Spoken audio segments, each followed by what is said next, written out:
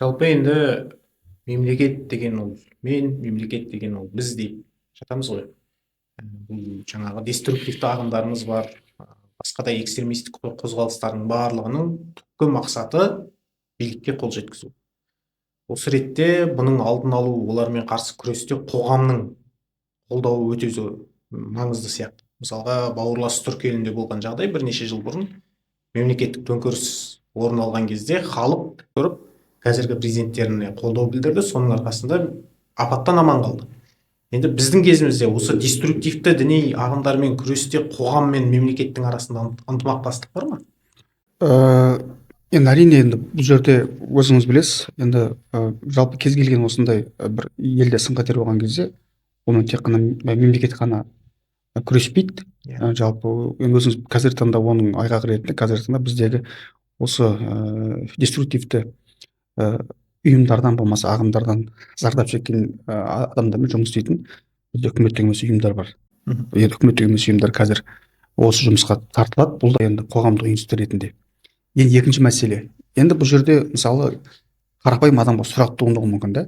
Мысалы мен енді қазіргі таңда осы бір айтамыз ғой, бір қауіпті ағымдармен болмаса жалпы деструктивті ағымдармен мен күресуде қандай үлес қоса аламын? Мен қарапайым азамат кәдімгі деп ойлайды, сұрақ туады. Мен не істеуім керек деген. Оның жауабы да өте қарапайым. Мысалы ең қарапайым мысалы біз кейде айтамыз, осы өкінішке орай әлеуметтік желіде, интернет кеңістікте осы қауіпті ақпараттар көп дейміз. Жаңа өзіңіз айтып отырсыз, көп кездеседі деп айттыңыз. Мысалы неше түрлі жалпы сапасыз ақпараттар, болмаса санасыз ақпараттар деп айтамыз. Бұл жерде мысалы ең қарапайым нәрсе, мысалы егер де сіз бір ақпаратты көрсеңіз, егер де ол біздің құндылықтарыңызға сәйкес келмесе, мысалы өзіңіздің біздің мемлекеттік жаңағы мемлекеттік тұрғыда құндылықтар болмаса басқа да жалпы адамзат құндылықтарға қайшы нәрсе көрсеңіз, осыдан ертең менің туысым болмаса өзімнің бала шағам болмаса жақындарым осы ертең осыны көрсе осыдан адасады, осыдан зардап шегеді десеңіз, ең астында кез келген әлеуметтік желінің астында бір кнопка болады. Ол шағымдану. Яғни кез келген азамат соны қарап өтіп кетпей, сол қарапайым ғана кнопканы басса, шағымдану деп. Осының өзі үлкен жұмыс деп айтарым. Кей уақытта мынау не сұмдық деп бөлісіп жатқан. Ол бөліспейді. Жарнамасын жасап. Жарнамасын.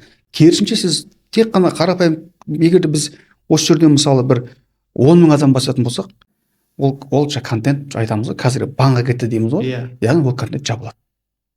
Яғни сол арқылы сіз өзіңіздің ортаңызды, өзіңіздің ауданыңызды, өзіңіздің ауылыңызды, өзіңіздің облысыңызды қорғайсыз. Көрдіңіз ба? Ең қарапайым ғана үлесі осы.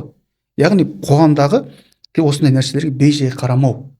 Ол тек қана жалпы айтамыз, кейбір кезде айтады, осы діни экстремизм десе, болмаса экстремизм десе, ол тек қана уәкілетті органның жұмысы, болмаса күшті құрым жұмысы деп айтады. Негізінде бұл біз енді айтамыз ғой, өзіміздің қоғамды бір таза ұстаймыз десек, біздің еліміз бейбіт болсын десек, біздің еліміз тыныш болсын десек, біз бәріміз үлес қосамыз. Сондықтан мен айтатын кеңесім, көбінесе біз енді кейбір кезде байқаймыз, жалпы оны ойын айтады, қоғам неше түрлі, бірақ нақты істеген кезде айтамын, нақты істеген кезде осы істі ғана мен айтамын да, кейде бұл сіз осы арқылы өзіңіздің ортаңызды қорғайсыз.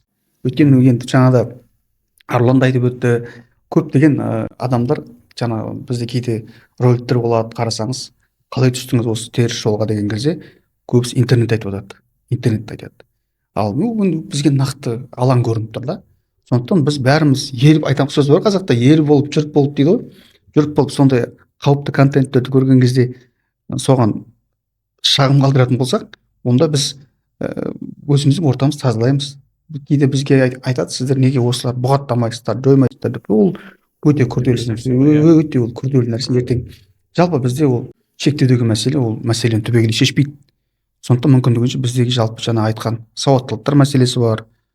Соларды бойымызда қалыптастырып, жаңағыдай қарапайымға үйде отырып, сондай қауіпті контенттерге шағым жіберсек, онда біздің бұл қоғамның үлкен үлесі болады. Сол арқылы біз өзіміздің ортамыз. Әрине өте дұрыс айтасыз. Бұл бірлесіп, азаматтық қоғам, мемлекет, бәрі бірлесіп жасайтын ортақ іс. Өйткені біздің еліміздің болашағы, біздің еліміздің келешегі, бұның бәрі біздің ортақ міндет.